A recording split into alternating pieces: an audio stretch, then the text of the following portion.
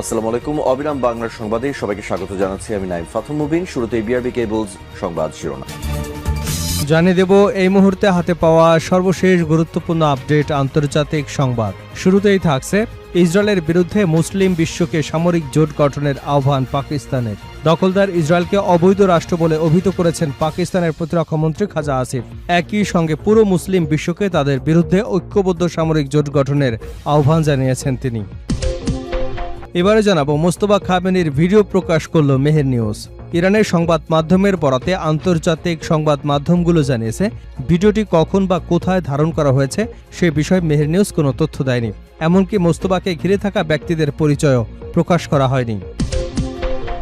এবারে থাকছে হরমুজে ইরানের নিয়ন্ত্রণ মেনে নেওয়া ছাড়া যুক্তরাষ্ট্রের কোনো পথ নেই বলে মন্তব্য করেছেন ইরানের সেনাবাহিনীর মুখপাত্র আমির আকরামিনিয়া। তিনি বলেছেন, হরমুজ প্রণালীতে ইরান যে নতুন নিয়ন্ত্রণ আরোপ করেছে তা অপরিবর্তনযোগ্য। যুক্তরাষ্ট্র এই নিয়ন্ত্রণ পরিবর্তনের চেষ্টা করলে তাতে কোনো কাজ হবে না।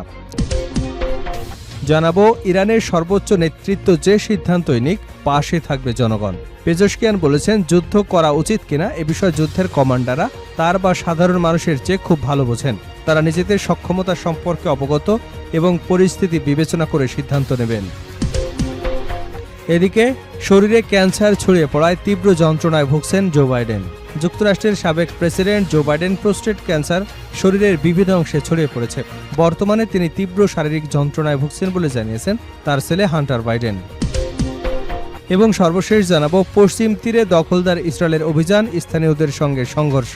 পশ্চিম তীরের বিভিন্ন এলাকায় রাতভর ও রোববার সকালে অভিযান চালিয়েছে ইসরায়েলি বাহিনী এবং ইসরায়েলি বসতি স্থাপনাকারীরা। স্থানীয় গণমাধ্যমের খবর অনুযায়ী তারা বিভিন্ন বাড়িতে তল্লাশি চালিয়েছে, সম্পত্তির ক্ষতি করেছে এবং কয়েকটি এলাকায় স্থানীয় বাসিন্দাদের সঙ্গে সংঘর্ষে জড়িয়েছে। এতক্ষণ শুনছিলেন শিরোনাম, এবার থাকছে পুরো সংবাদ। দর্শক, অনুরোধ থাকবে ভিডিওতে একটি লাইক দিন, কমেন্টস করে জানিয়ে দিন এই ভিডিওটি আপনি কোন জেলা থেকে দেখছেন এবং শুনছেন। ইসরায়েলের বিরুদ্ধে মুসলিম বিশ্বকে সামরিক জোট গঠনের আহ্বান পাকিস্তানের। দখলদার ইসরায়েলকে অবৈধ রাষ্ট্র বলে অভিহিত করেছেন পাকিস্তানের প্রতিরক্ষা মন্ত্রী খাজা আসিফ। একই সঙ্গে পুরো মুসলিম বিশ্বকে তাদের বিরুদ্ধে ঐক্যবদ্ধ সামরিক জোট গঠনের আহ্বান জানিয়েছেন। পাকিস্তানের প্রতিরক্ষা মন্ত্রী বলেছেন, ইসরায়েল পুরো মুসলিম বিশ্বের জন্য হুমকি। তাদের মোকাবেলায় বিশ্বের সব মুসলিম দেশকে ঐক্যবদ্ধ সামরিক জোট গঠন করতে হবে। শনিবার পাকিস্তানের একটি টিভি অনুষ্ঠানে গিয়ে এমন আহ্বান জানান তিনি। সৌদি আরব ও তুরস্ককে নিয়ে নতুন সামরিক জোট গঠনের একদিন যেতেই মুসলিম বিশ্বের প্রতি এমন আহ্বান এলো পাকিস্তানের পক্ষ থেকে। খবর টাইমস অফ ইসরায়েল। পাকিস্তানের প্রতিরক্ষামন্ত্রী খাজা আসিফ বলেন, ইসরায়েলের বিষয়ে সব মুসলিম দেশকে ঐক্যবদ্ধ হতে হবে। এ ব্যাপারে আমার কোনো দ্বিমত নেই। তিনি আরও বলেন, ইসরায়েল হল বেলফোর ঘোষণার একটি প্রোডাক্ট। 1940 সালের দশকে একটি অবৈধ রাষ্ট্র হিসেবে এটি গঠিত হয়েছিল। ইসরায়েল এই অঞ্চলে যে কোনো দেশের জন্য হুমকি হয়ে উঠতে পারে। পাকিস্তানের প্রতিরক্ষামন্ত্রী 1917 সালের ব্রিটিশদের আলাদা ইহুদি রাষ্ট্র গঠনের বেলফোর ঘোষণার কথা উল্লেখ করেছেন। ব্রিটিশদের এই ঘোষণার 3 দশক পর 1946 সালে ইসরায়েলের জন্ম হয়। এরপর ফিলিস্তিনিদের ভূখণ্ড দখল করে ইসরায়েল শুধু সম্প্রসারিত করেছে। খাজা আসিফ বলেন, এবছর ইসরায়েলের সাধারণ নির্বাচনের পর বর্তমান প্রধানমন্ত্রী বেনইয়ামিন নেতানিয়াহুর পতন হোক আর না হোক, তাতে ইসরায়েলের প্রতি তার যে অবস্থান আছে সেটির কোনো পরিবর্তন হবে না। টিভি অনুষ্ঠানে পাকিস্তানের প্রতিরক্ষামন্ত্রী আরও বলেন, জেরুজালেমের ক্ষমতায় কে আসে সেটি কোনো বিষয় নয়। সাবেক প্রধানমন্ত্রী নাফতালি বা অন্য যে কোনো নেতাই আসুক, বর্তমান অবস্থা থেকে পার্থক্য হবে খুবই সামান্য। খাজা আসিফ বলেন, ফিলিস্তিনিদের প্রতি ইসরায়েলের অবস্থান এবং ইসলাম বিদ্বেষী যে মনোভাব আছে সেটি ধুয়ে যাবে না। তারা এক মুসলিম দেশের বিরুদ্ধে আরেক মুসলিম দেশকে উস্কে দেওয়া অব্যাহত রেখেছে। যতক্ষণ পর্যন্ত ফিলিস্তিন ইস্যুর সমাধান না হচ্ছে, মুসলিম বিশ্বকে তাদের বিরুদ্ধে এক হয়ে অবস্থান নিতে হবে। মোস্তফা খামেনির ভিডিও প্রকাশ করল মেহের নিউজ। ইরানের সংবাদ মাধ্যমের বরাতে আন্তর্জাতিক সংবাদ মাধ্যমগুলো জানিয়েছে ভিডিওটি কখন এবং কোথায় ধারণ করা হয়েছে সে বিষয়ে মেহের নিউজ কোনো তথ্য দেয়নি। এমনকি মোস্তফাকে ঘিরে থাকা ব্যক্তিদের পরিচয় প্রকাশ করা হয়নি। গত 28 ফেব্রুয়ারি যুক্তরাষ্ট্র ও ইসরায়েলের যৌথ হামলায় ইরানের তৎকালীন সর্বোচ্চ নেতা আয়াতুল্লাহ আলী খামেনি নিহত হবার পর মোস্তফা খামেনি দেশটির সর্বোচ্চ নেতার দায়িত্ব নেন। এরপর থেকে তাকে প্রকাশ্যে দেখা যায়নি। তার কোনো ভিডিও বা অডিও বার্তাও প্রকাশ করা হয়নি। তার নির্দেশনা সামাজিক যোগাযোগ মাধ্যমে পোস্টের মাধ্যমে প্রকাশ করা হচ্ছে অথবা রাষ্ট্রীয় টেলিভিশনে পড়ে শোনানো হচ্ছে।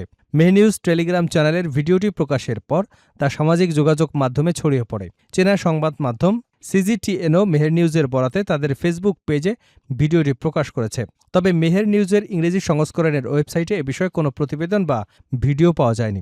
দীর্ঘদিন পর মোস্তফা খামেনির উপস্থিতির ভিডিও সামনে আসায় ইরানের সর্বোচ্চ নেতার শারীরিক অবস্থা এবং বর্তমান কর্মকাণ্ড নিয়ে নতুন করে আলোচনা শুরু হয়েছে। তবে ভিডিওটি কবে এবং কোথায় ধারণ করা হয়েছে এবং মোস্তফার সঙ্গে থাকা ব্যক্তিরা কারা, এসব বিষয়ে এখনও আনুষ্ঠানিকভাবে কোনো তথ্য প্রকাশ করা হয়নি। হরমুজে ইরানের নিয়ন্ত্রণ মেনে নেওয়া ছাড়া যুক্তরাষ্ট্রের কোনো পথ নেই। গুরুত্বপূর্ণ হরমুজ প্রণালীতে ইরানের আরোপ করা নিয়ন্ত্রণ মেনে নেওয়া ছাড়া যুক্তরাষ্ট্রের সামনে দ্বিতীয় কোনো পথ নেই বলে মন্তব্য করেছেন ইরানের সেনাবাহিনীর মুখপাত্র আমির আক্রামিনিয়া। তিনি বলেছেন, হরমুজ প্রণালীতে ইরান যে নতুন নিয়ন্ত্রণ আরোপ করেছে তা অপরিবর্তনযোগ্য। যুক্তরাষ্ট্র এই নিয়ন্ত্রণ পরিবর্তনের চেষ্টা করলেও তাতে কোনো কাজ হবে না। ইরানের এই সেনা কর্মকর্তা সতর্ক করে বলেন, যুক্তরাষ্ট্র যদি হরমুজ প্রণালীতে ইরানের নিয়ন্ত্রণ নিয়ে কোনো ধরনের পদক্ষেপ নেওয়ার চেষ্টা করে তাহলে বর্তমানে যে ক্ষয়ক্ষতি হচ্ছে তা আরও বাড়বে। হুমকির সুরে আমির আক্রামিনিয়া বলেন, বর্তমান পরিস্থিতি মেনে নেওয়া ছাড়া যুক্তরাষ্ট্রের সামনে আর দ্বিতীয় কোনো উপায় নেই। অন্যথায় অতীতে তারা যে ক্ষতির মুখোমুখি হয়েছিল এবার তার চেয়েও বেশি মূল্য চুকাতে হবে। হরমুজ নিয়ে ওমানের সঙ্গে চুক্তির দ্বারপ্রান্তে ইরান। বৈশ্বিক বাণিজ্যিক অন্যতম গুরুত্বপূর্ণ শ্বাসনালী হিসেবে পরিচিত হরমুজ প্রণালীর নিয়ন্ত্রণ নিয়ে ওমানের সঙ্গে একটি সমঝোতা চুক্তির দ্বারপ্রান্তে রয়েছে ইরান। তবে শুধু চুক্তি স্বাক্ষর করলেই গুরুত্বপূর্ণ এই জলপথ পুরোপুরি উন্মুক্ত করা হবে না, এমনটাই জানিয়েছে তেহরান। এদিকে সংযুক্ত আরব আমিরাত অভিযোগ করেছে, হরমুজ প্রণালীতে ইরানের সামরিক বাহিনী আবুধাবির আরও একটি জাহাজে হামলা চালিয়েছে।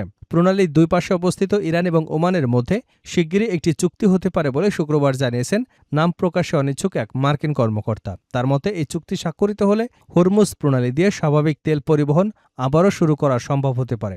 গত 28 ফেব্রুয়ারি ইরানে যুক্তরাষ্ট্র এবং ইসরায়েলের হামলার মধ্য দিয়ে শুরু হওয়া সংঘাতের অবসানের অংশ হিসেবে কৌশলগতভাবে গুরুত্বপূর্ণ এই জলপথের নিয়ন্ত্রণ নিয়ে ইরান এবং ওমানের মধ্যকার সম্ভাব্য চুক্তিকে অত্যন্ত গুরুত্বপূর্ণ হিসেবে দেখা হচ্ছে।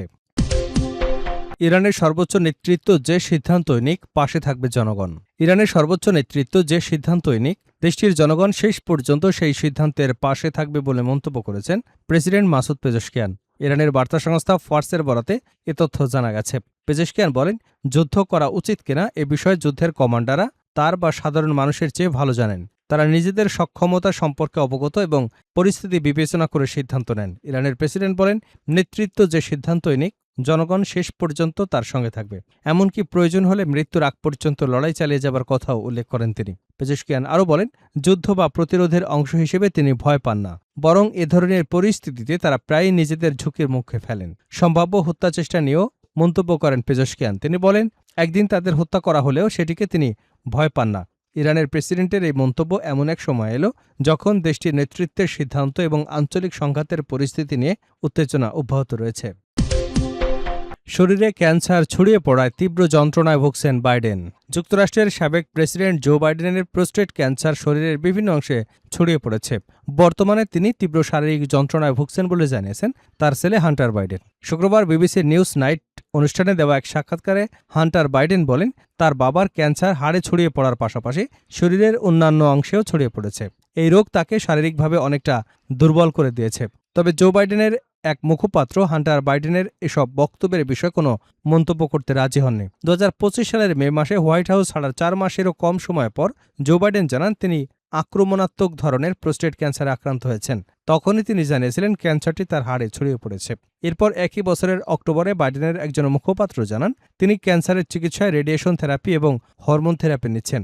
2020 সালে নির্বাচনে জয়ী হবার সময় জো বাইডেন ছিলেন যুক্তরাষ্ট্রের প্রেসিডেন্ট নির্বাচিত হওয়া সবচেয়ে বয়স্ক ব্যক্তি। 2021 থেকে 2025 সাল পর্যন্ত প্রেসিডেন্টের দায়িত্ব পালনের সময় তার শারীরিক সক্ষমতা এবং মানসিক তীক্ষ্ণতা নিয়ে ব্যাপক আলোচনা হয়েছিল।